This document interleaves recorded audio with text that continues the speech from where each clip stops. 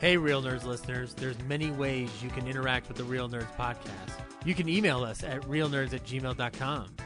You can hit us on Twitter @RealNerds. You want to check us out on Facebook? You can. Just look for Real Nerds Podcast. You want to leave us a voicemail? Just call 720-6NERDS5. You want to listen to our episodes? You can check us out on Stitcher, iTunes, Spotify, and iHeartRadio.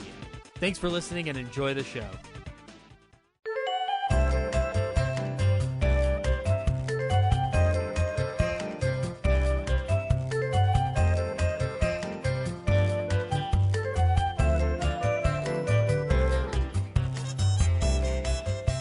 This is Real Nerds Podcast, and every week on Real Nerds Podcast, we go see a new movie and we podcast our experience to the world. This week, we saw Nobody.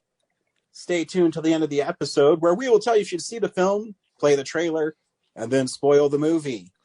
I am joined every week by my good friends, Brad. What's up? And Zach. Hello. And we're coming to you by the power of Zoom. It compels you. Is that the... Wait. Is that the tagline for Zoom? You think Zoom's just like, this whole year is going, we are making so much money? They're pretty much Scrooge McDuck jumping into a pile of coins. Oh, so they're falling flat on their face and beating their skulls out with blood? Because you can't do that with pennies, man. Come on. You I can. do not remember Scrooge that did it. DuckTales. No, remember Family Guy taught us that would be impossible. I don't remember Family Guy. I always wanted to jump into something like that. I don't remember much of Family Guy, but there are moments when it pops back into my memory, and that one going like, why would they do this? That's why I bring up Family Guy. We're in Orlando one night when we were just hanging out in our hotel room. I just turned on Cartoon Network as Family Guy was on. And there's an episode I hadn't seen where Brian marries this girl who he thinks is going to die from cancer. And then she ends up not dying. And she gets really fat and she walks around the house just farting. I don't remember that at all. That must be Kellen later. could not stop laughing. Oh. Yep. Wow. Yeah. Good stuff. Is that could you track the year? Did you check the info to see what year that episode Yeah, was I mean, from? I'm pretty sure I have that one. I have to, I'm working on so many freaking articles right now. I really got to buckle down and finish them. But I'm going through the whole Family Guy series. Yeah, the freaking sweet article series, yeah. Yeah, so I have season 18, but I haven't opened it or watched it, and I'm pretty sure it's from that one. Oh, okay. That would explain why I don't remember this at all. Yeah. But yeah. Kellen also told me he said, Daddy, why do I have such ginormous farts and my butt is so little? I don't know how to answer that, but it's funny. There's no answer, Ryan. You leave it a mystery. Anyways, on Real Nerds, we also talk about movies we've watched throughout the week, movie news, and movies that are coming out that you can purchase. Mm-hmm. But I'm gonna preempt our show a little bit. I'm gonna give the spotlight to Brad because one of his films won an award. Brad, tell us what film won the award and what. The Legend of Drunken Brewmaster won Best Comedy Short at the Colorado Short Circuit Film Festival. Nice. That's right. Congratulations, Brad. Thank you. It's an honor. Did I send you something or a PDF certificate? Yeah, there will be a PDF certificate. Yeah, the awards were a pre-recorded teleconference thing. So, who selected the awards? Was it the organizers of the event? Yeah, they have their own set of anonymous judges. Oh wow, cool. So, yeah. You say they're anonymous, Brad, huh? Yeah. Really? What if I were to tell you they were all me? That's why you won. That'd make me feel bad because it means I was probably not selected on the quality of my film, but rather just like the Oscars, rigged. Yeah, it feels like you might be playing favorites. No, I'm not the judges. That's good. Good to know. Congrats, Brad. Thanks. Hopefully Keep I up can the good keep work. making stuff. I had 3 films in there, so glad at least one of them did did well. Well, no, I mean, if it's anonymous judges, that means they're just looking at it subjectively, you know? So that's pretty cool. Yeah. I hopefully someday I can do a feature. I feel like time's running out on that, but Time's never running out, Brad. For that, for Drunken Brewmaster? no, in general, I hope at some point I get to do a feature, like an original What feature. ideas do you have for a feature? That's the problem. Like, I don't have 90 minutes worth of anything of an idea. What about a story about a guy who creates a turtles Instagram page? Be probably pretty boring. No, I don't know. There was that one fun time when we were trying to film a commercial for the cups for Comic-Con that didn't happen. I think it's a very, very niche audience. Yes, but turtle people pay big money for anything turtle related. This is true. Except for me. I'm going to stop doing that. I mean, you and I have bandied about the idea of a drive-in film, and I think that's something you should definitely do. Yeah. Let's figure that You know, one I out. had this idea going around in my head, and it's only a short film, but I always wanted like a gut punch kind of movie. So the premise of the film is it's really like a silly comedy, Mm-hmm. you know, for the first like 10 minutes, and it revolves around a couple people trying to go somewhere, and it's really silly and stupid. And the one dude, they like get in the car, and then out of nowhere, there's like a slasher in the back, and he murders them. I always like wanted to do like a gut punch movie where you think it's one thing and it's totally not. Would definitely have to. It would limit how the trailers would be able to pitch it. Well, yeah, no, you pitch it as a comedy, Yeah, and you'd call it something stupid like The Trip. You know what I mean? The Excursion. Yeah, I know. I always have Gut this, Punch, like, the movie. yeah. Gut Punch. Well, no, because that still kind of gives it away. Like, I want it to be so vanilla, the title, where you would think it's just some stupid rom-com or something. Our Journey. And I just love the idea of like someone getting in their car and not even like slitting a throat, but I don't know, like punching through the back seat of the car and like blowing their chest out or something. Like ripping their heart out from the back of the seat. Ryan, do you need to take some time off work? No, I'm good.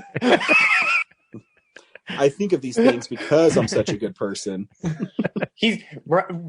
Brad, he can multitask. He can do his job, but he can also get creative. You know, this is the curse of all of us working outside of those realms. I'm just concerned. He's like mostly sitting in that squad car, 8 hours a day, just picking up whatever.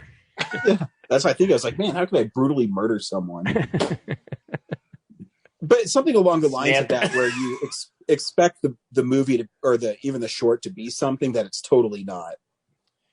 Yeah, I always thought would be really fun. So then my question is, does it become a horror comedy at that point, or do you completely veer it 180? No, I do like a sincere horror movie. Yeah, no, totally 180. Okay, that's interesting. It's like I said, just something where it's so mundane that people don't expect it. Mm-hmm. I don't know. Mike and Dave go to get a Happy Meal at McDonald's. The movie. Yeah, something like that.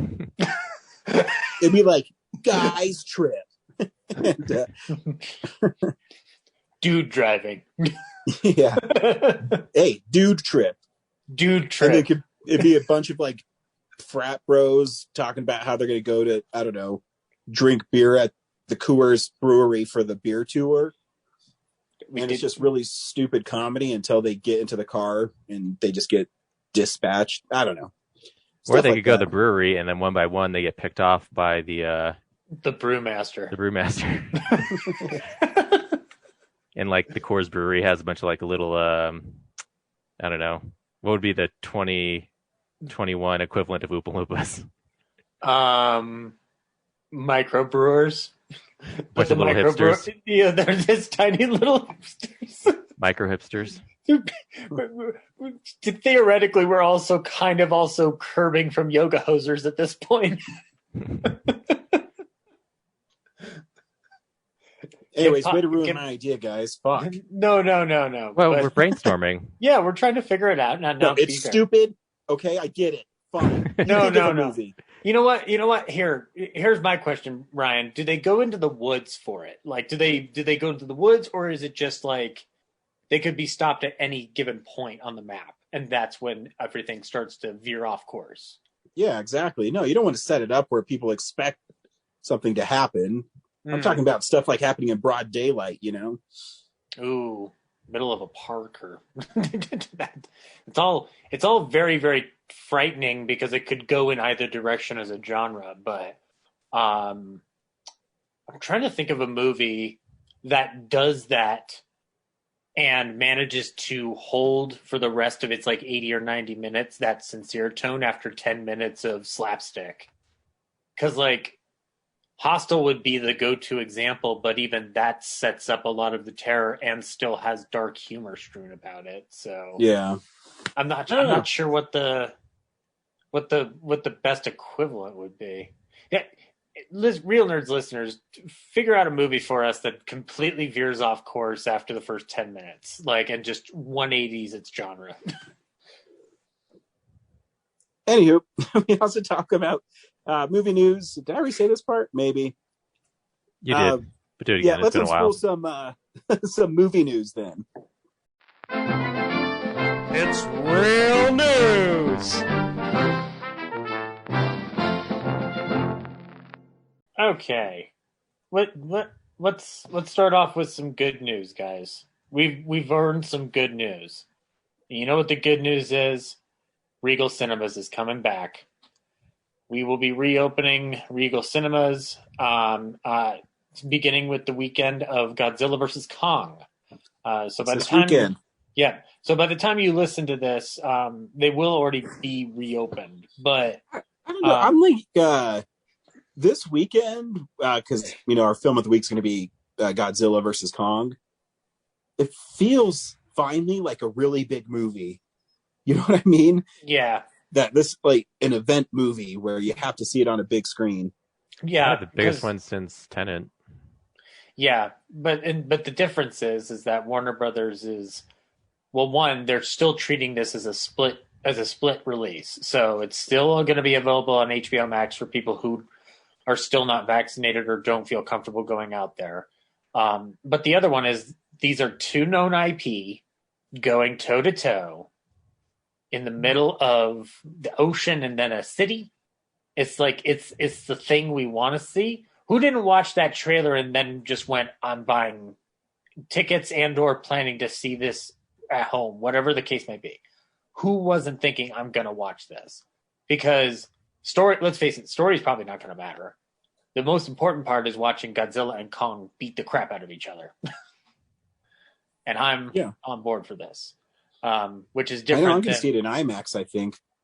So that's what I was guessing, that since Regal is reopening, I'm assuming that the Colorado Center 9 will be as well. But I didn't see anything about specific locations or how long it might take for them to all unfold or whatever. So, because I haven't seen anything at the Regal that's near my work in terms of them like having people get in and get ready. So, yeah, I don't know either. Yeah. Interesting. But anyway, I know there's an IMAX at Highlands Ranch, so. Yeah, but it's not the true IMAX. The true IMAX is at the Colorado Center 9 because the specifications are absolutely correct. But I also don't know if Godzilla v. Kong was shot for IMAX, so that might also factor into it. Anywho, there will be options. On the HBO Max track, Clint Eastwood's newest movie will be arriving in the fall, Cry Macho. It's not the story that I thought it was going to be when I thought the movie was called Cry Nacho, which is just a picture of me eating nachos while crying. No, this is another Clint Eastwood movie that you can watch in that same dual release format, both in theaters and or on HBO Max, featuring Dwight Yoakam, and Paul Lincoln Elio. So yeah, if you want to check out more Clint, you can do that this fall. And then Peter Jackson will be honored with the Visual Effects Society's Lifetime Achievement Award for his works in digital effects, spanning from The Lord of the Rings to the Hobbit trilogy to the remake of King Kong. So congratulations, Mr. Jackson. More than well deserved. And then, let's see. There is going to be a weekly excursion of treasure protecting, guys, because we're getting a National Treasure TV series at Disney Plus with Mira Nair at the helm of it, who was the director of Queen of Katwe. So yeah, I don't see anything about bringing back a certain star of the history of swear words, but what does a National Treasure TV show look like to you guys? If you even want it's about me going out looking for treasures. Wait. What do you do with those treasures? Who, what, where? I don't know. You've got to protect them, and or you've got to steal them to protect them.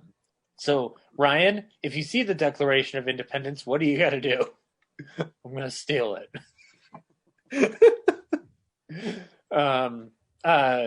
I can almost guarantee you John Voight won't be anywhere near this project, and that's fine. Anyway, moving on. So we talked about the Snyder Cut last week of the Justice League, and the Flash movie is currently still in development, and it looks like Billy Crudup will no longer be playing Barry Allen's dad. They will be replaced by Ron Livingston, last seen within the Conjuring series. So yeah, hope they just don't film it on a Monday. Jeez. Wait. That's an Office Space joke? Yeah, I haven't watched Office Space in a while, Ryan. Please don't expect me to remember it the way others do. Ryan, have you brought back my stapler? Anyway, Milton was the hero of that movie. Anyway, guys, we got a trailer for another Edgar Wright thing. Not the one that he's been sitting on for a year. This one is Dolby Atmos has partnered with him, and they are re-releasing Scott Pilgrim vs. the World in a new version of the film that has been recalibrated for Dolby Atmos and Dolby Vision. So yeah, you can check that out as part of a 10th anniversary re-release. So yeah. It also makes it sound like there's going to be a 4K of that. Mm-hmm. That seems to be the presumption going into this. Now, unfortunately, Scott Pilgrim seems to have bad timing when it comes to theatrically releasing things, because we still have a lot of issues getting people into theaters, obviously, because of the pandemic. And the first time they released Scott Pilgrim in the theaters, it had to go up against a dumb Sylvester Stallone movie. So I'm going to go ahead and assume this may not make a bunch of money, but it'll be fun for the people who can get a chance to go see it. I certainly will be making an attempt to do so, because I'm sure it's going to be playing at the Highlands Ranch one with the Dolby Atmos. So, but yeah, it's almost kind of like we should have waited. If we had known this was going to happen, we should have waited and done our retro review of Scott Pilgrim after seeing it in Dolby Atmos. Yeah. Well, I think it was supposed to come out last year, but they obviously didn't put it out. Yeah, because it keeps saying for the 10th anniversary. I'm like, that was last year, guys. Like, get your press release right. But that makes more sense now.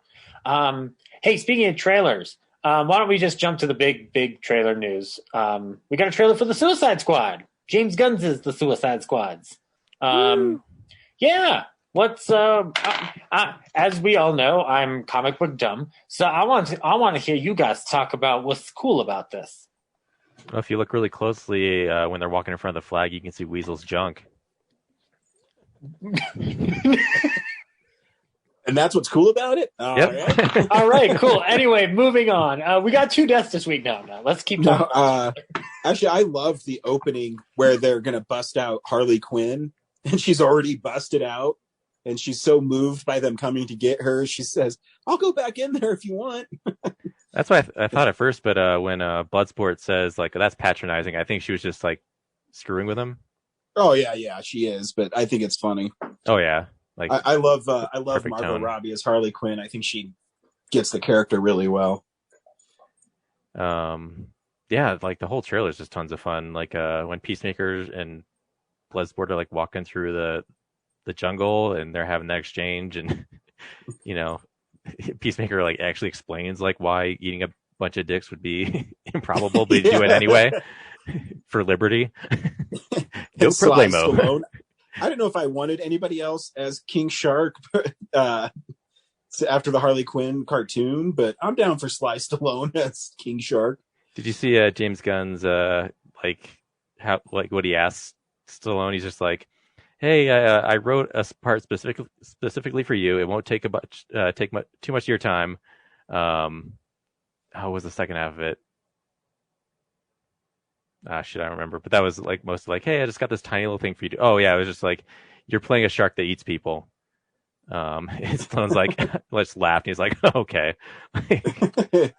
Well, Stallone seems to be more down with the voiceover stuff because he's in Mortal Kombat, and I mean, like, Stallone, yeah, he's Rambo. Oh, I thought you meant the movie. Oh yeah, no, the game. Yeah, but you should just embrace what he's been in movies for 50 years. Just start doing fun things. That's why I want him.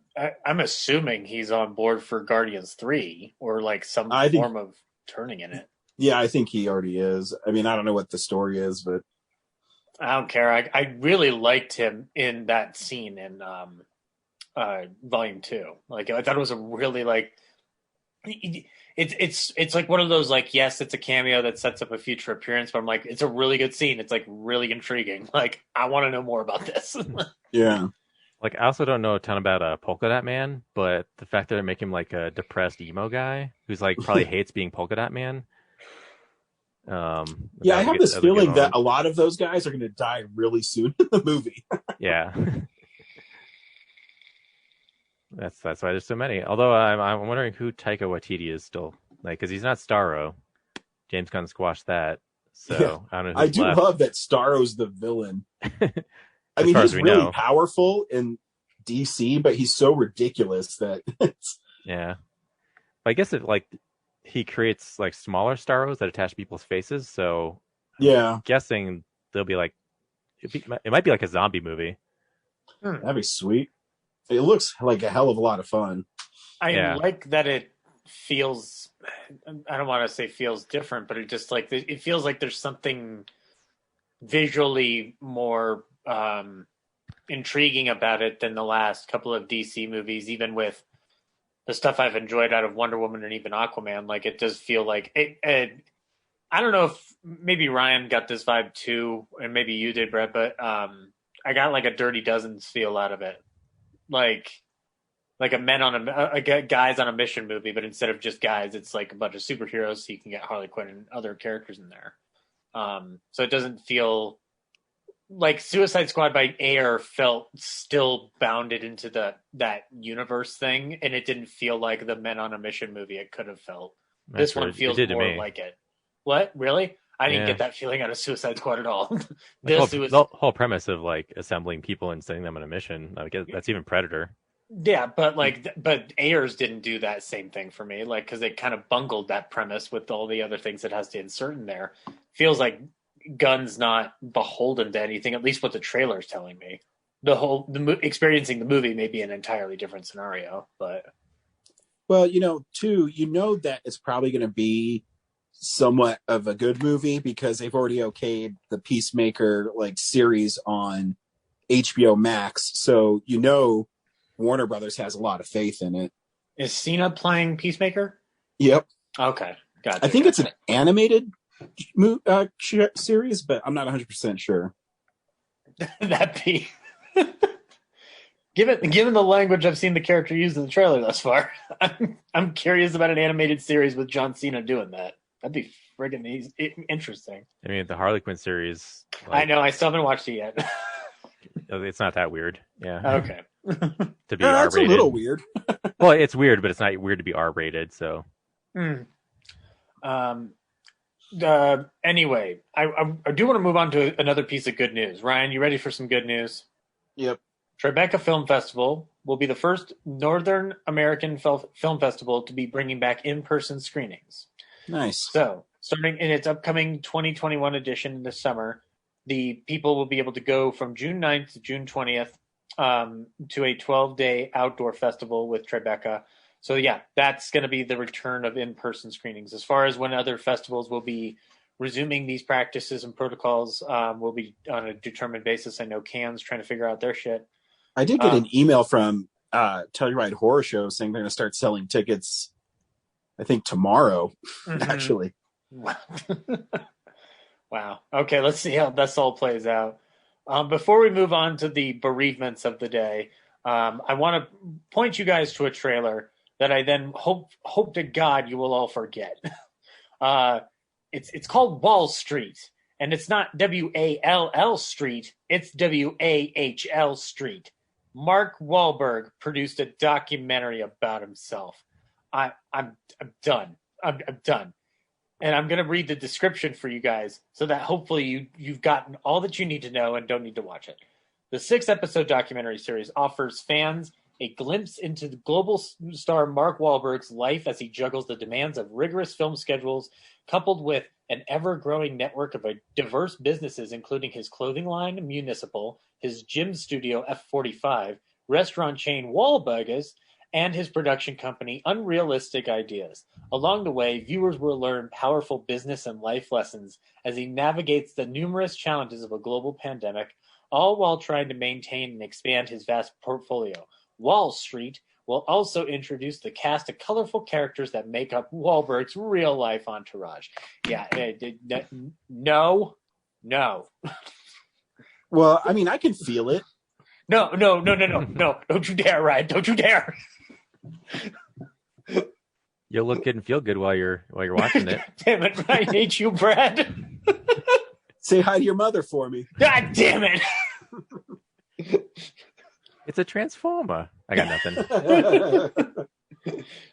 What your daddy doing with the stadies? No, oh wait, no, that's Departed. That's a good movie. Anywho, though, actually, on the note of Boston, March 26th will be declared Leonard Nimoy Day. The Boston Globe reporting that outgoing Mayor Martin J. Walsh has designated March 26th to be Leonard Nimoy Day to honor the West End native's contribution to the arts in roles like Mr. Spock on Star Trek, as well as his dedication to the community. Maybe we can all hold an outdoor screening of Star Trek II: The Wrath of Khan next March 26th, guys. And then we lost some folks this week, 2 big names in particular. Oscar-nominated star George Siegel, who was in such films as Who's Afraid of Virginia Woolf and Where's Papa, and sitcoms like The Goldbergs, is passed away at the age of 87. I think, Ryan and I have definitely seen Virginia Woolf at some point, right, Ryan? Yeah. Like I've seen. Okay, cool. Then he's also in such films as the original Fun with Dick and Jane from 1977, Who's Killing the Great Chefs of Europe, and The Last Married Couple in America.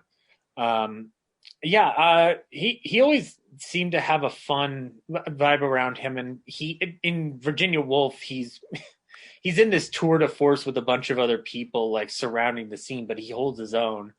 The thing that I rewatched Siegel in the most is going to sound super strange. There's a documentary about the Warner Brother family done by Harry Warner's granddaughter, where he's interviewed, naturally having worked with the studio during that later period. And he describes Jack Warner in such a way where you see George Siegel like basically exemplifying this Jack Warner attitude of like, Jack didn't care. You know what Jack did? He went, I'm me and fuck you. And I'm like, so like every time I think of George Siegel nowadays, I'm going back to that quote. But yeah, as recently he was starring on the Goldbergs. Hell of a legacy to leave behind. And then one of television's greatest mothers has left our graces, Jessica Walters, the star of such series as Archer and, of course, as Mama Bluth in Arrested Development, is dead at the age of 80.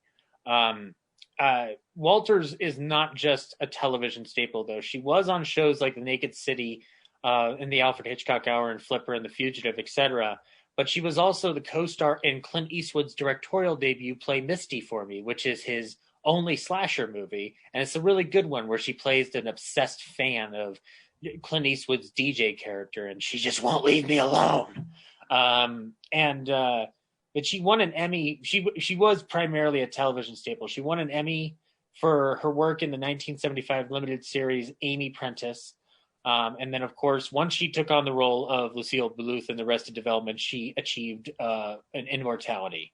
Does anybody here have a favorite Lucille Bluth moment? Oh, man, you're putting me on the spot. I know it's been a while since we've all watched the series, but... Yeah, I only went through once. But she is one of those characters that is the glue that holds the show together for me. Mm-hmm. She's also the most evil of the Bluths. Yeah. I guess she calls her adopted son Anyan. Yeah. It's just really bad, but it's funny. Yeah. Here's some money. Go see a Star Wars. Yeah. I still love in the second episode of the series where she's like, I mean, it's a banana, Michael. How much can it cost? $10? Actually, from the moment that she says a single sentence in that series, you already know how horrible she is. Yep. Because her line of "Look what the homosexuals have done to me now" is like when you watch the show, you'll understand that like it's a horrible person saying a horrible thing. And then also, if you're trying to tell me that I don't love him, that's impossible. I love all my children equally. And then it cuts to a earlier scene where she goes, "I don't care for Job." So yeah, and then as we all know from like in the season 3 reveal, when it's revealed that she's kind of the mastermind behind a lot of nonsense in the first 3 seasons, because I've still not watched that fifth season that came out. I stopped after the 4th one when they left it on that cliffhanger with Lucille too. But yeah, hell of a legacy to leave behind. And I'm not a big Archer watcher, but she plays Archer's mom on the show, right? Unless I'm crazy. Yep. Yeah. Good stuff. Yeah. Sweet. That's news, unless I missed anything. Nice. We get movies on Blu-ray and Ultra HD. Let's see what's coming out this week. Mm-hmm. DVD releases and Blu-rays. All right. Just settle in, guys. Settle in. Where's your Messiah now? Why, he's on 4K, of course. You can get the 10 Commandments from 1956 on 4K. I liked it more when it was a 15. He shouldn't have dropped that tablet. That's a deleted scene from the 10 Commandments. Yep, clumsy hands Moses. I hear you. A deaf man could hear you. What? And then, of course, the bigger new release, Wonder Woman 1984, is getting its 4K release. There's also a Steelbook from Best Buy, which looks like a very elaborate psychedelic-ish painting.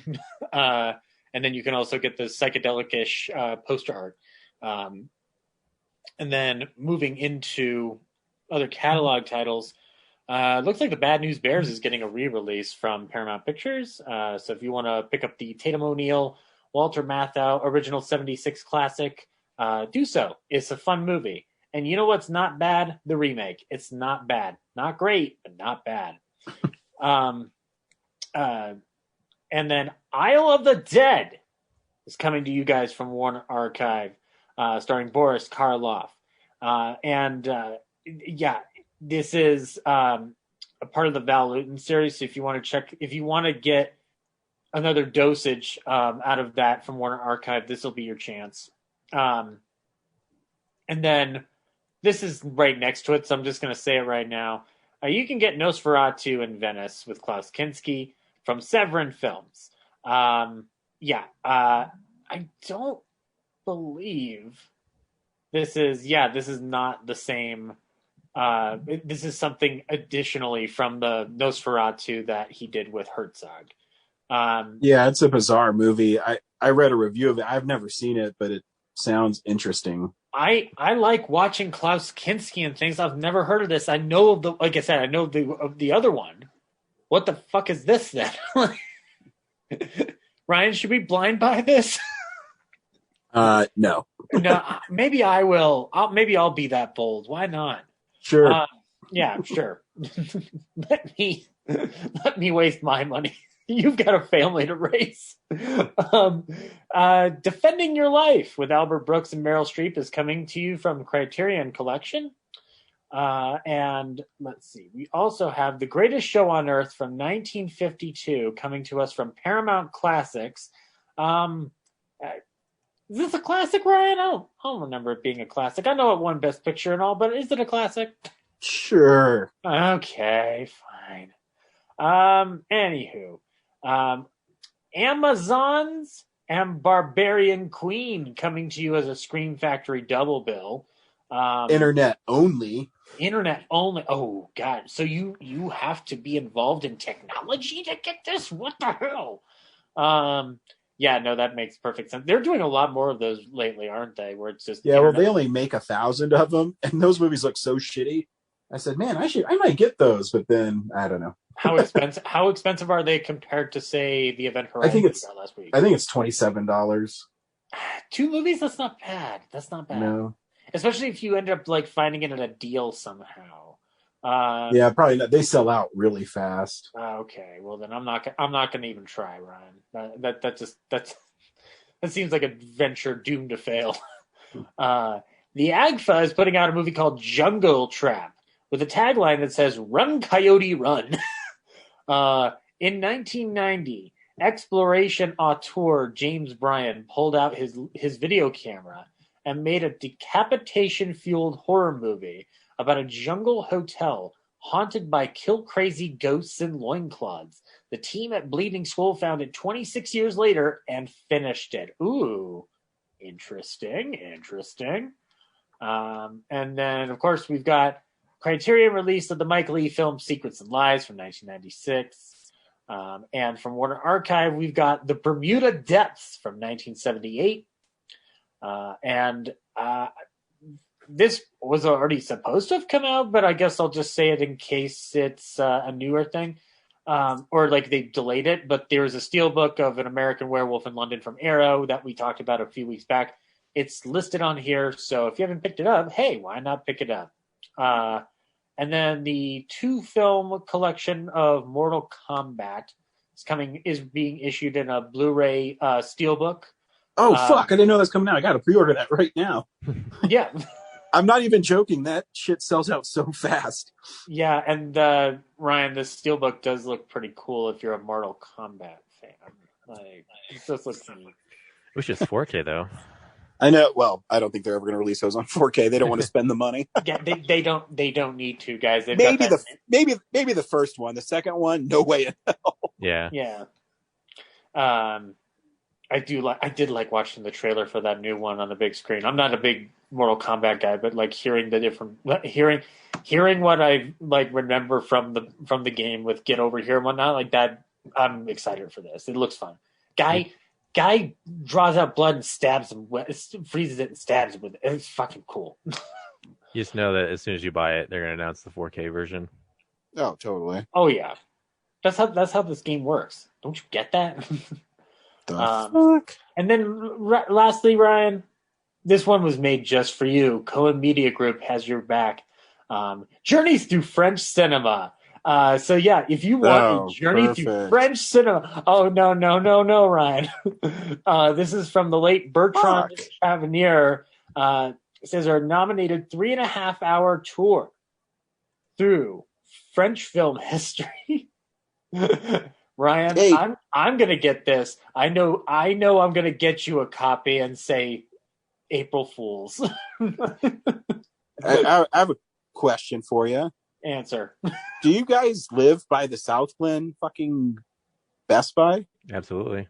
Yeah. Fuck, I can't order it because you have to have my ID. It's not going to be at Denver West tomorrow. Can I can go get it for you tomorrow morning No. if they're open. Wait till. Oh, it is Monday night. Wait till after midnight and try to order it. Okay, if not, I'll send it if you guys don't mind getting it for me. Yeah, if you can't get it, what time does the South Glen one open, Brad? Like 10 a.m.? Okay, it's like different every day. Okay. I stopped keeping track. It opens at 11. Okay, I go to work at 10 tomorrow, Ryan. So then I'll go on my first 15. Fuck, because I already pre-ordered the Wonder Woman Steelbook. Yeah, I learned like Monday night, like after midnight, maybe like 1 or 2, they actually update the store inventory. So sometimes you'll try to pre-order something and it says you can't get it at a certain store, but if you wait till like early Tuesday morning before they open, then they tabulate like what they actually have in store, and you can just pick it up then. All right, I'll send it to you because I fucking missed out on the Dread one and it pissed me off. And yeah, Ryan, we're not going to let you down here. Well, I'll send it to you if I can't get it. I'll let you know. Yeah, I'll. You know what I'll have to do, Ryan? If I go to get it on my break and somebody else grabs it, I'll just fight him to the death in the middle of the store. Please do. And then when I finally defeat him and I finish it, I can say Zacho wins, and then I can just buy it and then go back to my shift at work, knowing that I've defeated an enemy in Mortal Kombat. Yeah, it's showing the other stores you can pick it up are Parker, Southeast Aurora, Greeley, Grand Junction, Casper. Like that can't possibly be true. Like there's too many other metro area ones that are definitely going to have in stock. So, all right, I hope so. All right, and that was Blu-rays, guys. We watch films throughout the week. No, we segment don't. We call what we've been watching. So, yeah, this is the stuff we've been watching. Brad, what'd you watch this week? Gosh, I was looking through the Best Buy stuff. I totally spaced what I watched. Check my diary. Oh, I remember now. I watched Action Jackson, which is I think a 1988 Carl Weathers. I swear it would be a spoof action comedy if it wasn't made in 1988. It's kind of feels like Last Action Hero, but it's like it doesn't have that making fun of the genre like awareness that Last Action Hero does. But it's kind of similar. Like Carl Weathers is a cop, and Craig T. Nelson is a rich guy who the public thinks is a good guy, but he's actually doing bad stuff behind the scenes, getting people hooked on drugs, and he owns a car dealership. And Carl Weathers, I forget how he. Oh yeah, he already knows him because before this movie they had some altercation with the bad guy's son, and so his son is in jail as a result of Action Jackson's actions. He's pretty much like the Slater character. Like just like goes around like there's a car chase in the middle of the movie where he's like, riding on the top of it, like has his hands around it, like punches out the windshield with his fist. Sweet. There's this one part where like there's a dinner party for all the rich people in town at the bad guy's mansion. The mansion, by the way, is Wayne Manor from '66 Batman. Is it? Yeah. That's awesome. And there's like a sniper in the trees, like right above everybody. Like if everyone just kind of turned around, they would see him. But gosh, I wish I hadn't watched it so early in the week because I would love to talk more about the details. But the car he was holding on to is riding down sidewalks and push people out of the way, and then it launches off of a car and then flies through the air and then through this auto yard, and the guy inside just disappears. He got away from this horrible accident. And then Sharon Stone is in it, and Vanity. So I just want to let you know that the synopsis of it's awesome. Due to the use of excessive force in arresting a sexual predator, Detective Lieutenant Jericho Action Jackson is demoted to police sergeant. Oh, that's right. Yeah. Bill Duke is his boss. That's why I want to see this movie, because I want to watch Bill Duke. And they're literally by the end, like after, oh my God, I just remembered. In the finale, Craig T. Nelson runs up like the stairs in his mansion, and Jackson hops into I forgot what it was actually called online, but they took like, I think a Fiero and like modded it into a Ferrari. And then he drives it up the stairs in the mansion up to the bedroom and like blows through the door. And then they have like, they stop shooting each other and just get into a fist fight. Did you watch this, Brad? Because now I want to watch it. Yeah. I mean, this seems like a pretty quick watch. I might just do this right afterward. 13% on Rotten Tomatoes. Yikes.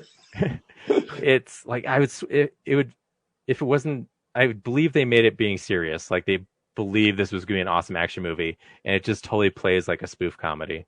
But yeah. Did you already mention Thomas F. Wilson being in it?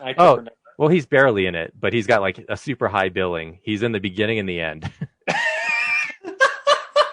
And I think there's a middle part where he's just cracking like bad jokes. But yeah, he's like really high billed for someone who's barely in it.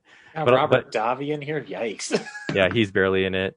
But yeah, at the end, Bill Duke's like, after, Action Jackson saves this day, he's like, looks like you solved the case, Lieutenant or Sergeant. Like he promotes him right there. Like he gives him his rank back. It's a classic. Just like no different than watching McBain the movie. yeah, it's such a similar thing. Like, I mean, if they were trying to make a spoof comedy, then great. Like, but it just seems in that era is really like trying to be the next, like the next action hero. Yeah. Yeah, like it was trying to do the movies that Schwarzenegger and Stallone are doing. The director of it, I was looking into it just now. He was the second unit director on Predator and Reds, so he already knew Weathers at some point. So yeah, I forget. I think there's some other people. Oh yeah, Billy from Predator is also in it. Like it's got a huge stacked cast from Predator and like a bunch of other movies. Like it's. Well, I was reading it's Joel Silver too. So yeah, that's probably why as well. Yeah, like I think they were making a serious thing. Also, like one of the henchmen from Die Hard is in it, like the cowboy one. Yeah, love it. A lot of people from all those movies together in a single movie. If you want to get the Blu-ray, it is on Warner Archive. Yeah, but it's on HBO Max right now, so I think I'll. Yeah, that's where I watched it. Yeah, it's not. Ryan. This isn't like Brain Donors, where I was really willing to just take that risk when somebody told me it's a Marx Brothers movie. I need to rewatch. I need to not rewatch. I need to watch Action Jackson before I commit to the physical copy on this one. Yeah, and I think other than that, I've just been watching reruns of Double Dare. Where are those available? Paramount Plus, and it's like original Double Dare. Where it's just two kids. It's not super sloppy or family Double Dare. It's just two kids, and growing up, I could have sworn the kids like knew what they were doing, but watching it now, like they can't even figure out how to pass a flag to each other. Like I guess. I just remember like the nose booger one is not in the first season. No, I think it's a family Double Dare thing. Yeah, I've only watched like 45 episodes so far, and there's like 100. Only like they're half an hour, and yeah, like it doesn't require a ton of attention, but there's 140 of them I think on Paramount Plus, but they're listed all as the first season. I don't think that's right, because I think it sounds like it's just a dump of them. Yeah, like season 1, and here's all of them. Yeah, they're not remastered. They're in standard definition, and I think their regular Double Dare before it became family was like 3 years.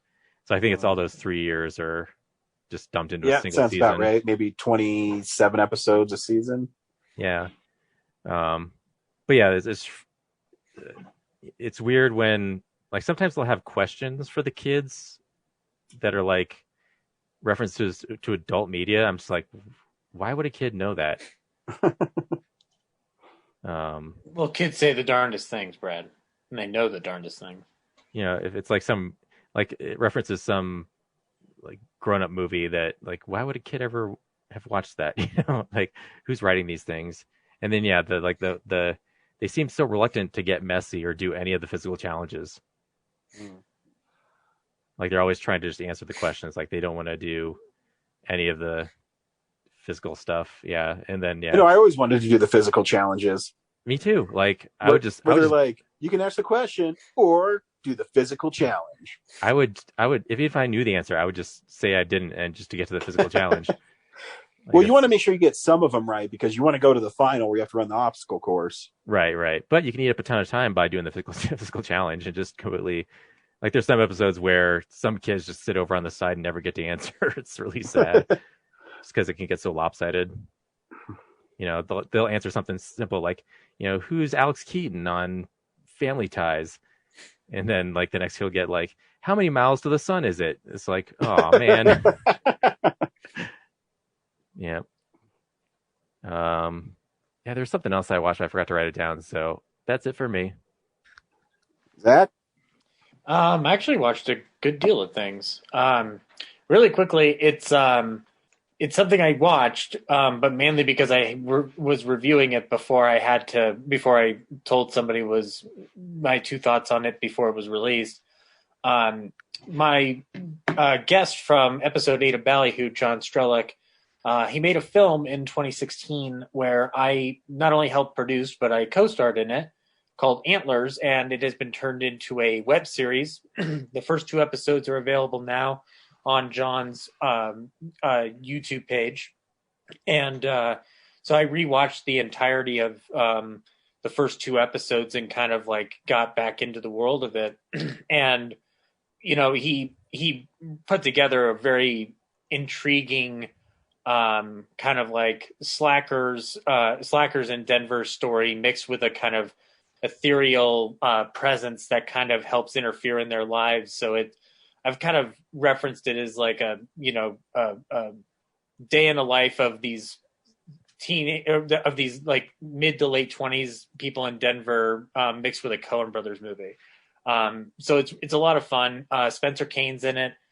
So if you've watched him in our Black Friday videos and you want to watch him do a little bit more of a longer, substantial role, this is a good place to start.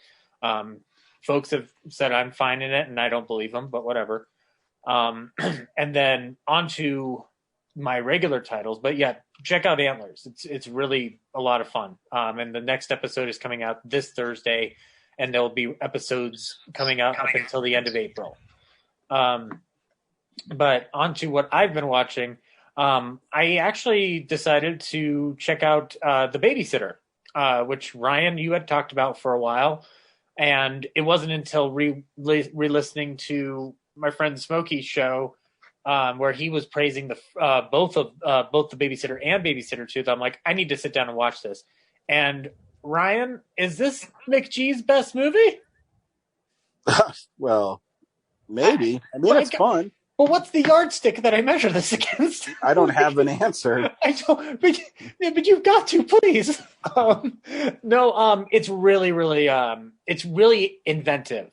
I really, really liked the angle that it really pushed into the comedy, which helped certain horror elements of it for me. The jock character, who seems like a frickin' Terminator for his whole chunk of the movie. Like one of my favorite, if anybody doesn't know the story of The Babysitter, is kid is getting babysitted by Samara Weaving. He's in love with his babysitter. Then he finds out his babysitter and a group of other kids are sacrificing people to Satan. They gotta get the blood of a guilty and the blood of an innocent to mix together, and then they put it on top of the text of this book, and any wish they have will come true. And so he's trying to evade them at a certain point.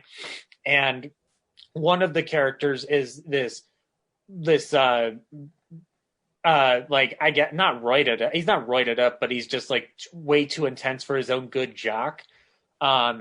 is chasing him around, and at one point he's about to chase him, and then suddenly this bully that's been bullying the babysat kid comes to this house and is egging his house, and he goes like, "Are you gonna let him do that to your house?"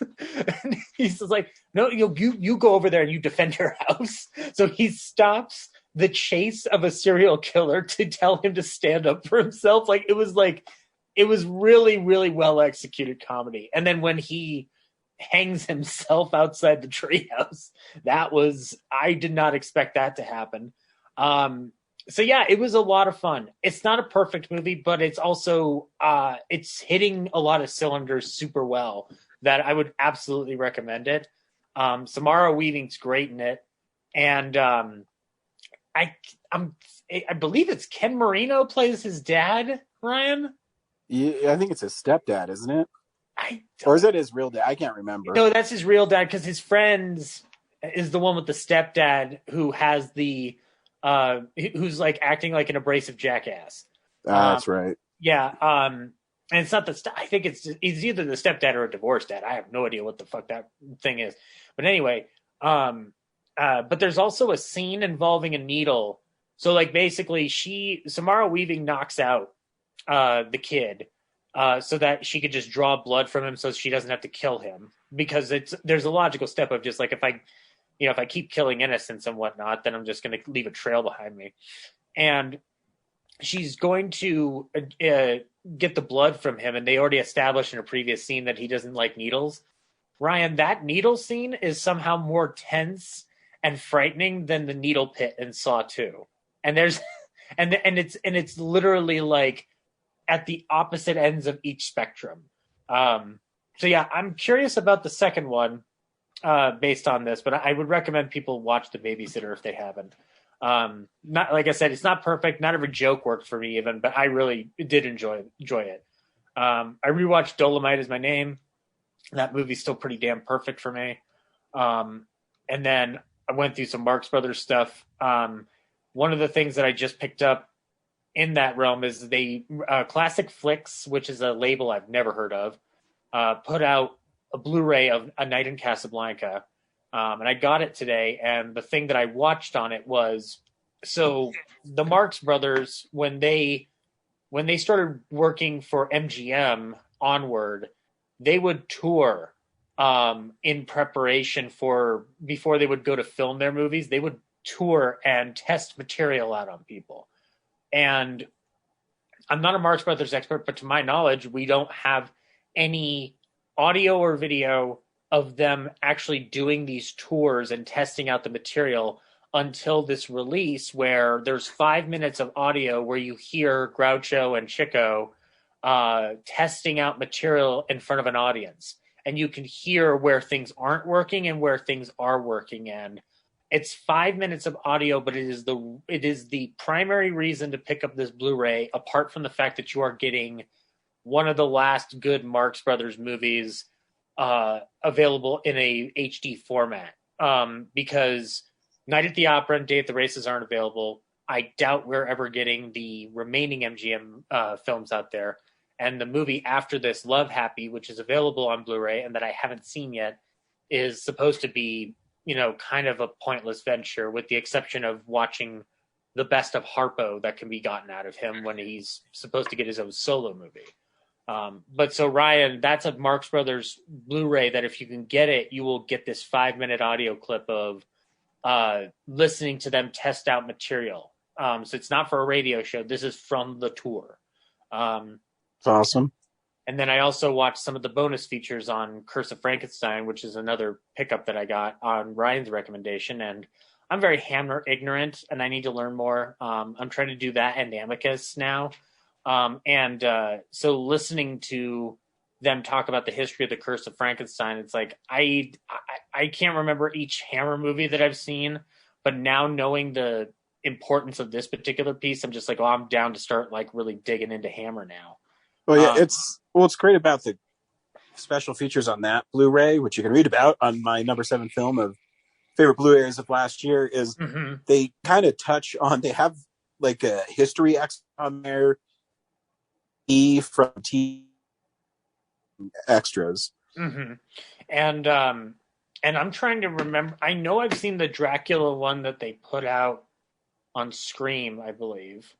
A lot of what I remember of Hammer was whenever I would get glimpses of it, or if I would pick up like random titles, but I don't remember which ones I picked up when I was younger. So, Ryan, I think you and I need to maybe start sitting down with some Hammer movies and. I have a few. I pick them up usually when Scream releases them. You're ahead of me on that. I mean, I don't pick up everyone, but I do. And I pick them up like I have another Warner Archive one where it's Taste the Blood of Dracula, just because I like the name of it. Right. The movie's okay, but the title is badass. Yeah. But, I mean, Hammer's style is so unique that Hammer's style even if you've not sat down with one of them. Like, I mean, I think I learned about Hammer via Tim Burton from Sleepy Hollow, because Sleepy Hollow is essentially playing out like a Hammer movie, especially with the way the blood is visualized on screen. And then my friends at Pop Culture Brews did an episode on The Godfather, and I was like, I haven't watched The Godfather in a while. Maybe I'll try to do the trilogy. And I only got to the first one, but rewatching it, I found much more appreciation for it than I have in the past. It's still not my gangster cup of tea per se, but I did find myself kind of getting lost in its universe and not judging it on the scale of the greatest movie of all time or whatever. I was just like, you're just watching a gangster movie. And just kick into that mode. And it does move the way he wants it to, like an opera, and tragedy left and right. It's still a pretty damn near perfect film. It's not a film that like I can tell people like, just watch this any old time. It's like, no, it's a commitment. So it's weird, Ryan. I don't think this is one of the greatest movies ever made, but it's a gangster movie that when I'm watching it side by side with something like, say, a Goodfellas or something like that, it's interesting to watch two different directors approach it from two very different points of the spectrum. Because Scorsese's much more energetic, you know. That's the fun with lots of films, you know. It's just seeing how people interpret it, you know. Yeah, no, and actually that it did compel me that like when I got that big chunk of Blu-rays with Marx Brothers and Curse of Frankenstein, it was a 3-for-2 deal, and they were offering The Death of Michael Corleone, the Godfather coda, and I was like, well, I've already invested money in the trilogy right now as it stands, so I think free is a perfectly reasonable price for this new version of the movie. So I will report back on watching part 3 and then coda back to back to see which cut works better. That's commitment. Not in the same day. I was gonna say, fuck, no, Ryan. I know that I'm insane enough to rewatch The Irishman 10 times since its release. I'm not so crazy that I'm gonna watch the same movie, same 3-hour-ish movie back to back and see what the exact differences are. I do have some kind of life. Whether or not it's worth anything, you guys will have to be the judge. Come on now. You're very important to everybody. Oh, boo. Anyway, and then we'll get to the fun thing. I rewatched Escape from New York and Escape from LA last night because I was needing a break. And so obviously I love Escape from New York enough to put it at number 2 on my 1981 list above a bunch of, wrong people. But Ryan, I hadn't watched the Escape from LA print since I got it from Scream Factory. It looks pretty damn good. But that also means that those visual effects that never looked good to begin with look even worse. The surfing? No. Okay. I'm here to tell you right now, Ryan, the surfing doesn't look as bad as I remembered it. And in fact, if I'm pausing certain moments of it because I know he's still using matte paintings, albeit digital, it does look like a very interesting painting. Not a masterpiece painting, just an interesting painting. But the scene where he's in the submarine, when he's going into LA after getting the mission from Cliff Robertson and Stacy Keach. That CGI is so ambitious. It's almost incredible that they tried, because it does not hold up today at all. But it's like looking at a previs rendering before they do the actual effects on, say, like an Avengers movie, where I'm like, if they had like pulled this off somehow in the 90s, this would have been the greatest thing ever. Because he's trying to they have him sifting in the submarine through the different parts of LA. He torpedoes over the submersed Universal Studios at one point. It's too ambitious for its own good. But I also don't know. I thought about this, and I realized that you've got to judge Escape from LA on the same yardstick as Escape from New York, where Escape from New York doesn't have an immense budget. It's pretty still low rent by comparison to other action films, even in the 80s. So it's almost like John Carpenter just utilized the same approach for this, because it's still, the scale is only on Los Angeles Island. Anywhere else, it's still that same scale as it is in Escape from New York, where the prison fortress is still pretty standard and lightly decorated. The final scene has the whole police military marching in the middle of a forest. It's still running off of that Avco embassy mentality of tighten the budget. So I've never looked at what the actual number for the budget on this film was, but it's almost like he just did the same techniques that he did the first time.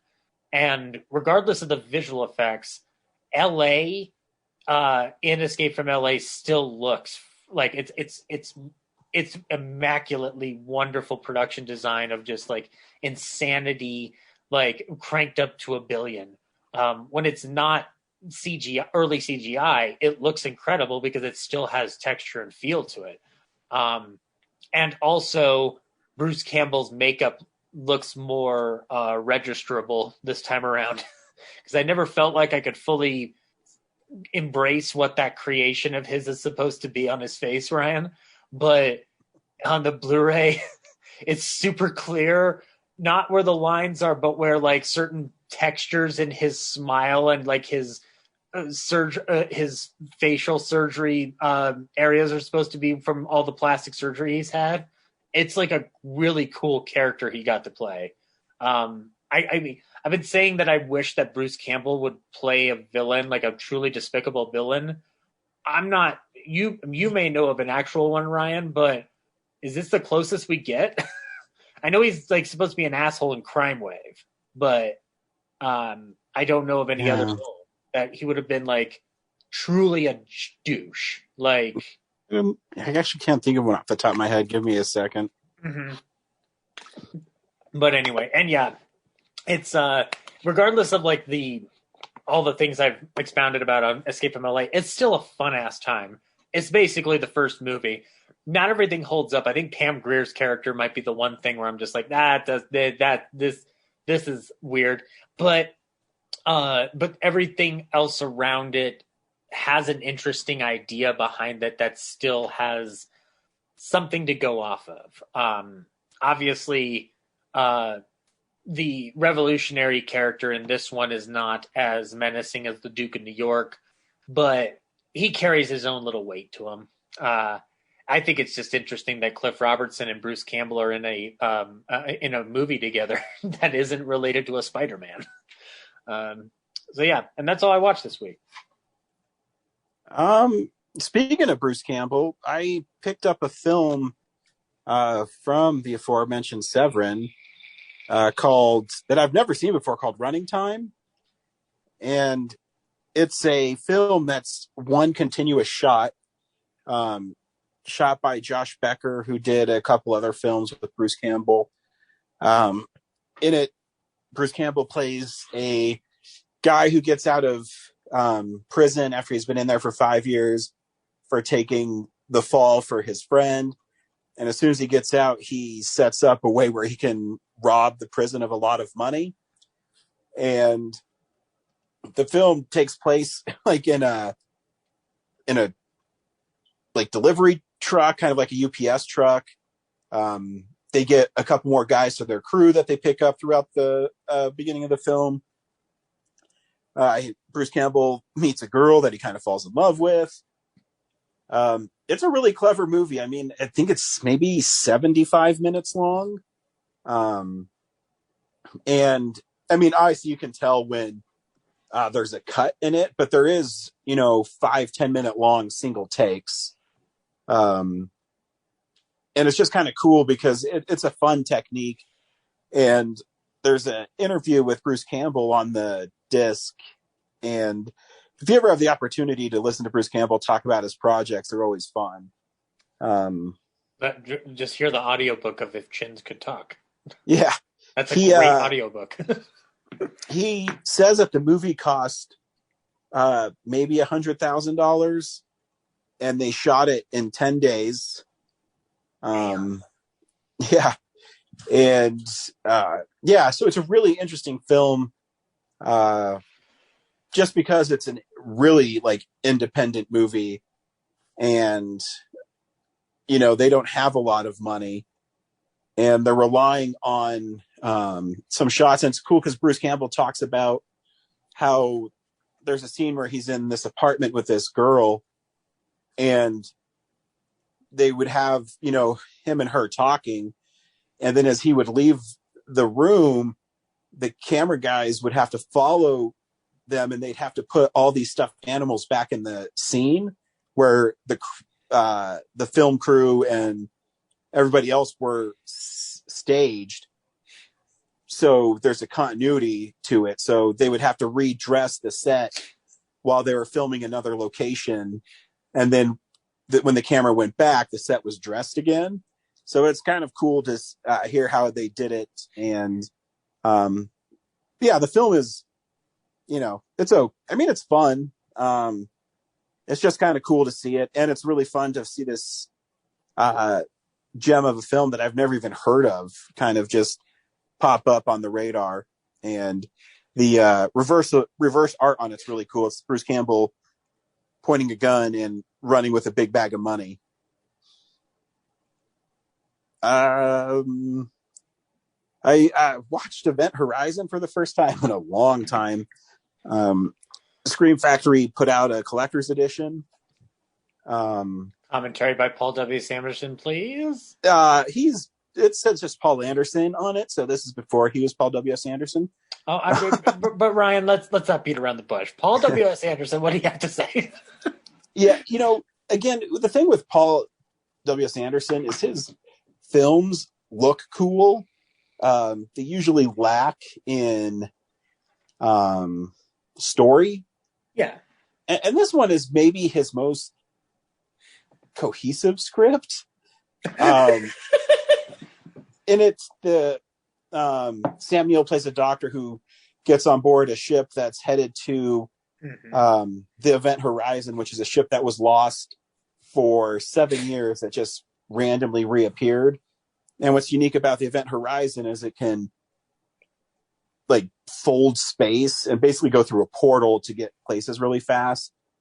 And it's never overtly said in the film, but it's basically it went to hell and came back and fucked up shit ensues. Yeah, the CGI is really bad in it. They have floating bottles and other stuff going on that I'm sure looked really cool in 1996 or 97. I forget when it came out. And I remember when I saw this later on, but I heard people in film school saying how insane it was, and watching it and like, yeah, the CGI is not great, but like watching it and going like, this is like, imagine what it would have been to sit in the theater when this first came out. Yeah, but the practical effects are really cool. There's a scene where Sam Neill rips out his eyes. Some of the other stuff is really interesting. What's really interesting about the Scream Factory release of it is on the back of the Blu-ray, it has these special features listed, and it has just the ones that were on previous Blu-ray release, the previous Blu-ray release of it, they don't mention there's like 11 new interviews on it with the director, like second unit people, some actors. So it's really weird that they didn't mention that on the back of the Blu-ray. So do know that if you pick up the Blu-ray, there is about another hour and 40 minutes of interviews that they don't mention on the Blu-ray packaging. Not even on the inside, because sometimes No. on the outside they condense it. Okay. No, it just lists like a new 2K scan and then all the previous extras that were already on there. I don't know if they didn't know which ones they would exactly have on it because of the pandemic, because all the interviews you can tell are conducted over Zoom or Skype or something. Yeah, which is fine. Maybe they were running into a weird deadline on that. So yeah, and it's fine. I mean, it still works. I mean, they're just not as visually pleasing as some of their other interviews. No, but it'll make do, Ryan, until the. There's a really interesting tidbit with Paul W.S. Anderson. He talks about he was actually going to make Soldier with Kurt Russell after Mortal Kombat, and Kurt Russell wanted to take a year to get in really good shape. So then he decided to do Event Horizon while he's waiting for Kurt Russell. And so he made Event Horizon in 10 months or something, and then went right into Soldier. When's the last time you watched Soldier, Ryan? Oh, it's when it came out. Okay, Brad, you've seen it, right? Nope. I'd like your thoughts on it too. I don't hate Soldier. It's not good, but I don't hate it. Like, I liked watching Kurt Russell basically give a silent film performance. But yeah, it's not a great film. movie. Yeah, it's got its interesting moments to where it's like I still need to go through the Resident Evil series. That's on my big on to-do list, but I still maintain my favorite Paul W.S. Anderson film is his remake of Death Race, because I think it just hits all the right notes for me. Yeah, maybe. Yeah. And the last thing I watched is last week, the Steelbook 4K of Beauty and the Beast was on sale at Best Buy, the animated one. And I've never seen a 2D animation in 4K. And yeah, it's pretty stunning. The just the colors look better. Obviously the soundtrack is better because it goes to, there's nothing else on the disc but the film and the music. And I didn't know if I would actually notice a difference in it that much, but you can. It's brighter. The colors pop a little more. I mean, the movie itself is a classic and a great film. So yeah, it's interesting when you watch it, and I haven't seen it in a long time, but it's so ingrained in pop culture that you remember like every beat of the movie. Yeah. Well, Ryan, if it ain't Baroque, don't fix it. Hey-o. I always think my favorite song in it, I know everyone's, be our guest, which is animated spectacularly. Or Beauty and the Beast won best, song at the Oscars. But I always love Gaston. Oh my God, that song's great. Because it's so fun. And my friend Brandon used to sing it all the time because Gaston was his favorite character. Beauty and the Beast.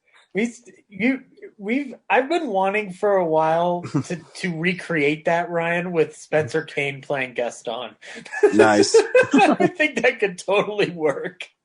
Probably could.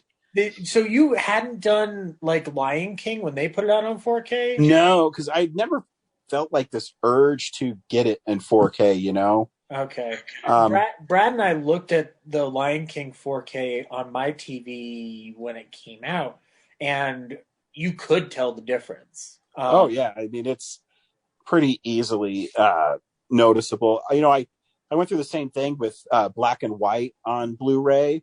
I said, is this going to look great? And I remember putting in Dick Van Dyke season 1, and I went, holy cow, this is unbelievable. Yeah. It's a Wonderful Life was my exposure to it. With the Christmas edition that I watched in December, I'm like, oh yeah, this is worth the upgrade. I need Casablanca in 4K ASAP. The 4K It's a Wonderful Life is absolutely stunning. Yep. Yep, and that's what I watched this week.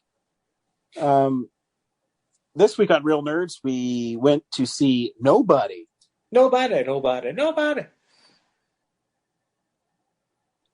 Brad, should people see Nobody? Yeah, I had fun with it. But I don't know. I was actually a little underwhelmed, I guess. I don't think they really took advantage of, like, the premise of Bob Odenkirk being an action hero alone is just like so mind-boggling that yeah, I expected more comedy out of it, I guess. And he's good in a more dramatic role here. But I don't know. It's just kind of missing something for me. Zach? I absolutely think you should. I went in with a proper amount of expectation of like, well, there's going to be some humor in it. What's the humor going to be? And it's a dark comedy. Like, so I met it on that level. It's basically, I appreciated watching him kind of do a performance that subverts the John Wick of it all that we've experienced since 2014. And I got a good kick out of it. I think it's very well shot. I think it's well acted. So yeah, it was a very nice, pleasant surprise. And Christopher Lloyd, holy shit. We'll talk about it. Yeah, I think I'm in Zach's camp. I actually had a lot of fun with this movie. Yeah. I think where Brad was cold in it, I actually really kind of enjoyed it. Well, I'll talk about it afterwards. You should see this film. Here's a trailer for Nobody.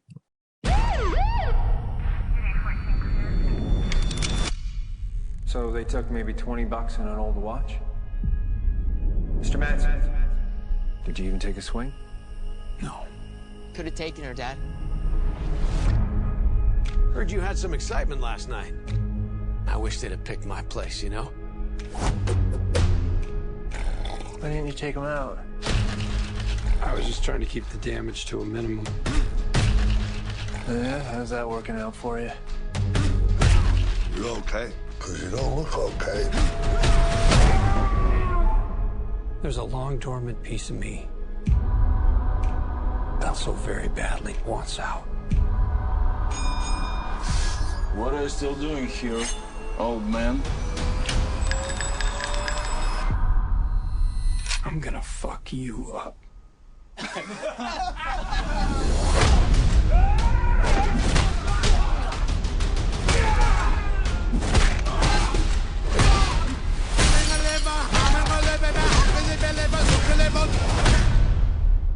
It's been a hell of a day.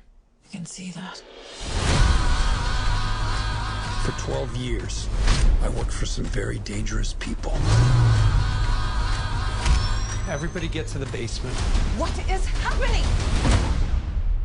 Don't call 911. I used to be what they call an auditor. The last guy anyone wants to see at their door. Because it meant you didn't have long to live. But I left it behind to start a family. Hey! Hey! I might have, overcorrected.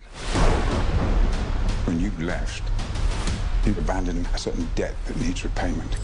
And your creditor is aware of your resurrection.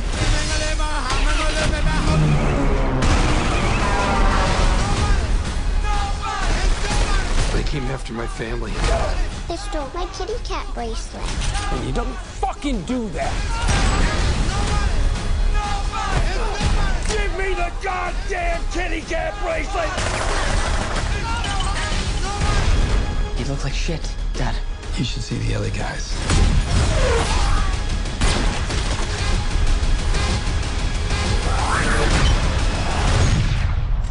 Who the fuck are you? Me? I'm nobody.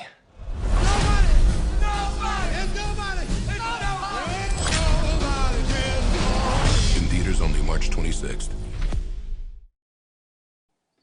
In Nobody, Bob Odenkirk plays a guy named Hutch, and he works at his wife's dad's manufacturing company or something like that. It's just a manufacturing company. I have no idea what the fuck they're building. Yeah, and every probably day is the windshields, same. I think. Yeah, it's interesting. Bulletproof windshields. Yep. Did you see it at Alamo, Brad? No, I watched it over here at the Highlands Ranch. Before, what's cool at the Alamos, they showed nothing but a bunch of like revenge trailers before it.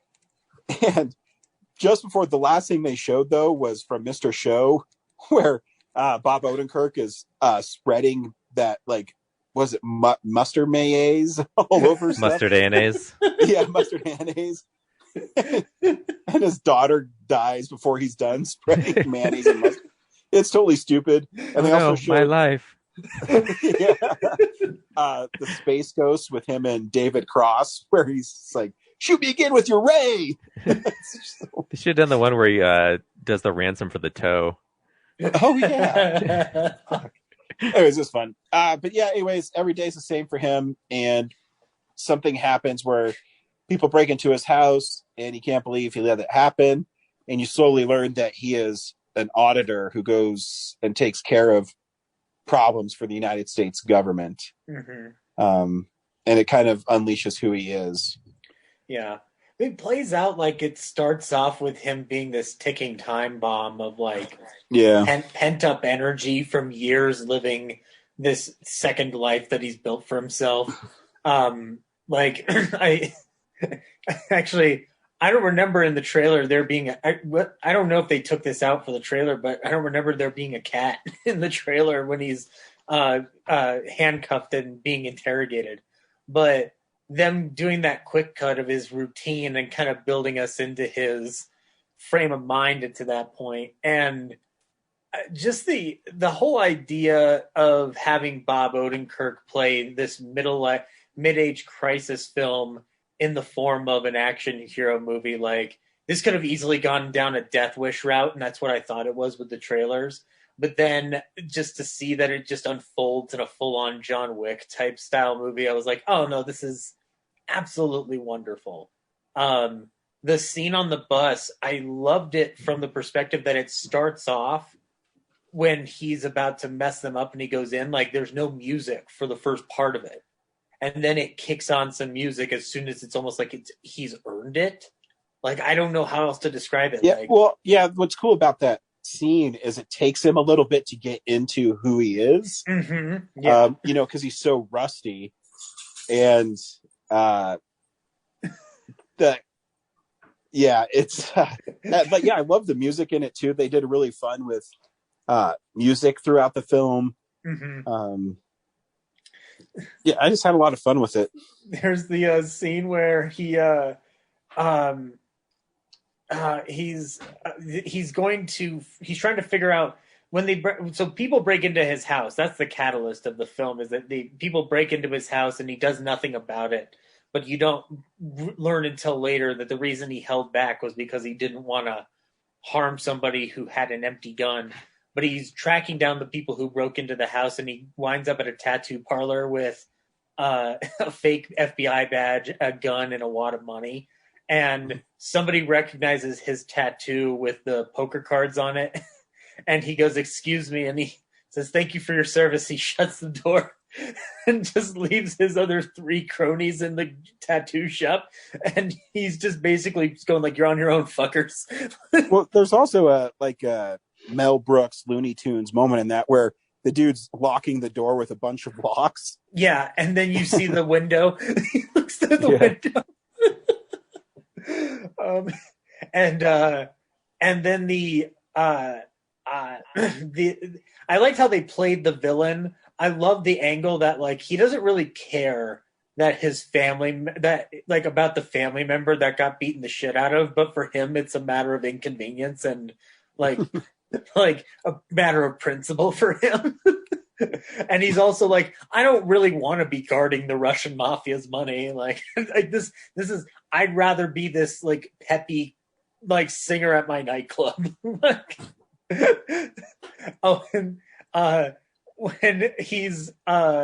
they have that confrontation after he's burned the Russian mob money, And he's just like, oh yeah, burned it all. You should have seen it go up. It's almost like he's like making fun of those serious moments for action heroes. Like, I always feel like this movie has to have some form of Bob Odenkirk sense of humor in it. One, because he produced it, but number two, like, it's just like you're putting Bob Odenkirk in an action movie. How you're not going to lean into that, I don't know. And thankfully they do. Can we talk about Christopher Lloyd now? Yeah, Brad, give us your thoughts real fast. Not too much. Like, yeah, like it was fun in places. I don't know. I don't know. I can't put my finger on like why I wasn't like just totally enjoying it. You know, like the finales. You know, a lot of times it just felt like it was a like excuse to do action. Like the story's just built around the set pieces. So like that was, you know, a lot of the, you know, the bus thing and then the thing at the end were great. But like everything in the middle, I just kind of like was waiting a little long to like, you know, figure out like, you know, where's this going? Yeah, seeing Christopher Lloyd as an action star too was great. Did not expect that to happen.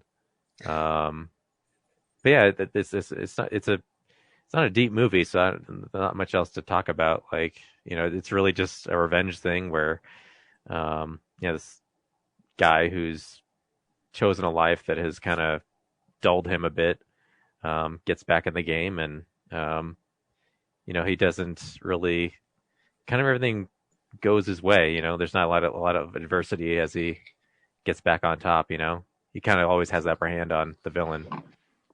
So there is an element of it that I do wish was there, but I don't really care that it's not like super present, because there is like this conflict established between him and his son after after they get robbed that night, but it seems like it's super resolved super quickly after he's gotten his violence fix. So I almost wish that there was some kind of like smaller arc within there between the father and the son, but it's also kind of like, I don't think that this movie has enough time to deal with that. It could have, but yeah. There's stuff like the kitty cat bracelet. Like, I thought that was going to be the catalyst for like a lot of humor. Like, he's going after this, like silly thing, but like, that's it. Like, that's really like the silliest part of it. I actually love that joke just pops up randomly in the middle of him giving this. This is a funny gag, is that he keeps trying to do his exposition speech, like that every action hero would give, of just like, I was in the jungle in Vietnam for 20 years, and then I retired and I settled in suburbia. Yeah, that was die before he finishes. They either die or they fall asleep on him. And him like said, I actually thought it was inventive. Like, you know, if you're gonna have your lair go up in flames, just start a record of "What a Wonderful World" by Louis Armstrong. That just sparks and sets the room on fire. Like, he's really good at delivering action pieces. What I like is that it's set amidst this world where everybody fears him, but also nobody like is particularly interested in hearing anything he has to say. It's great when he gets his brother-in-law. Like, you know, he takes all the gold to his father-in-law. He's like, I'm gonna buy it. Like, he gives him the really good offer, and the brother-in-law's like, what about my say? He just punches him. Yeah, he's like, what am I going to do? And he's like, I don't give a shit. Yeah. Well, that was a funny moment too, where his brother says, he points a gun at his head. He's like, relax, the safety's on. Oh wait, now it's on. These those like nice little like slide moments in there. Yeah, and then like that's one of the underwhelming things is like you put it in the refrigerator like early on in the movie, and you're expecting it to come back later. And it comes back later, but it's really just like as an extra, like, oh, good thing that was there because I ran out of bullets. Like, it's not as creative as, you know, him taping the what's it called? The bomb, the claymore. Claymore? To the plexiglass shield or whatever. Yeah. What does Christopher Lloyd say after he blows that dude up? He's like, yuck. Something like that. And then Christopher Lloyd giving his other son shit for getting shot. Good stuff. I love when the two Russian gangsters go in to subdue Christopher Lloyd and he gets the upper hand on him, and then they have the orderly come in and go like, "You got to turn that TV down." He just goes, "Okay," and he's holding the guy's mouth and basically suffocating him. I was so happy to see Christopher Lloyd up and about, because when we last saw him in Going in Style, I just assumed he was on the outs. But god damn it, motherfucker can still walk around and do shit, and I love it. And I'm glad that RZA finally showed up. But well, no, Lloyd's in another movie that came out not too long ago from somebody I went to film school with, but I don't remember what the movie's called. There's a trailer for something ahead of this that I saw. I can't remember what it was, but yeah, I was like, Christopher Lloyd's in that? He's having a resurgence. You know, I mean, I know think he's this steadily been working anyway, but yeah. Yeah. It's funny, though, thinking about watching him in an old folks' home. It's just like, yeah, but my brain is tuned into him as Doc Brown to the point where I've just thought he was always old. If it wasn't for the fact that he's in One Flew Over the Cuckoo's Nest and his hair is not in any like elderly fashion, I would have gladly gone on my whole life thinking he was just eternally old. Oh, Senior Moment. That's the trailer I saw with William Shatner. Mm-hmm. You went to Highlands Ranch too, didn't you? Oh yeah. Yeah. But anyway, yeah, it's a fun movie.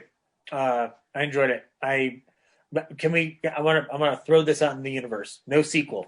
It's fine on its own. Don't need a universe. Yeah.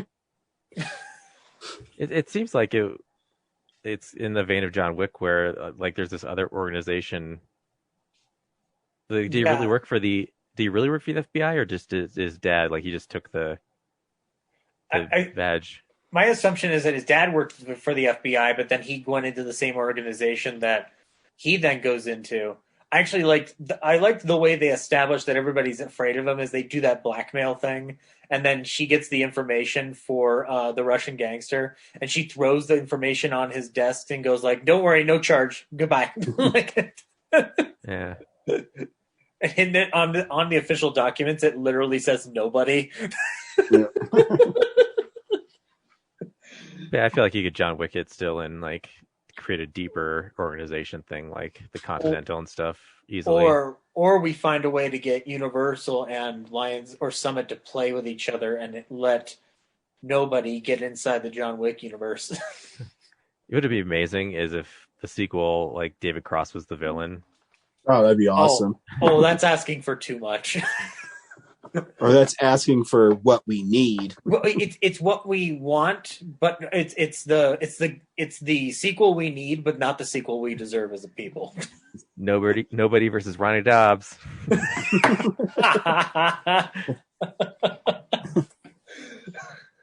You can't harm me. I got encephalitis. Encephalitis is what took me. Cool. I've got Run Ronnie Run in my basement now. I want to rewatch that. It's a fun one. And I watched that in a long time. Ronnie Dobbs. Oh, that doesn't play well. No, it's still funny. I was reading about it. And I totally like. There's a Mandy Patinkin like play version of it, like in the movie. Like I have not seen that in a long time. Yep. Do not remember that at all. DVD's hard to come by. I got it. Good thing I own it. Yep, so do I. Next week is Godzilla versus Kong. Yep. So stay tuned for that. Thanks for listening, as always. What's after that, by the way? I was going to try and figure it out after the show. Okay. Well, yeah. I mean, the week after that one is Mortal Kombat, so. Oh, get over here. We'll finish it. Yes. Kato wins. Thanks, guys. Talk to you later. Mm-hmm. Bye. Bye.